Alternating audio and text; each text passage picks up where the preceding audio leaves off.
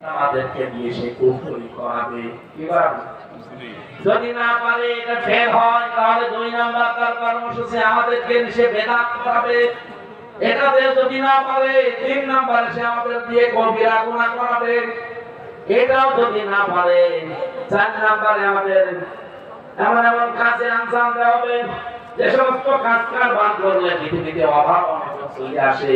কারণ মানুষ যখন অভাবে পড়ে যায় তখন আকাশের চাঁদও তার কাছে মতো মনে হয়। এখানে 6 নাম্বার 5 নাম্বারে পেয়েছি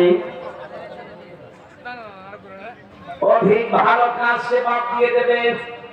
কাজ আপনি করছেন, এই যে আমি ব্যবসা করি, একটা কাজ করি, দোকান বাড়ি করি, কাজ করি, কিন্তু হঠাৎ আমাদের সময় এসে গেল, শয়তান হয়তো ধোঁকা দিয়েছে কোনো কায়দায় করবে। তুই তো কাজে আছিস, নামাজও একটা আল্লাহর কাজ, এই কর্মজীবনও আল্লাহর কাজ, কাজ দিতে না।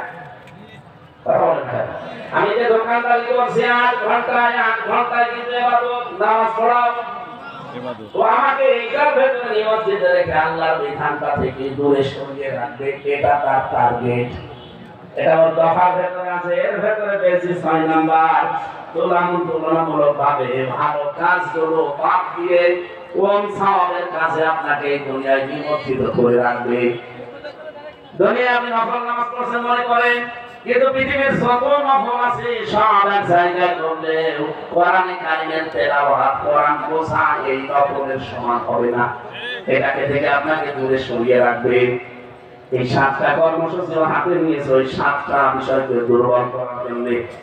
দল মত নির্বিশেষে যারা আমরা এসেছি মুমিন জীবনের এই 7টা কর্মসূচি আমি আগামীতে কোন জায়গায় আসলে আরো ব্যাখ্যা করব। আমার অধ্যাপক মিয়া গোলাম পরওয়ার সাহেব 2টা অনুষ্ঠান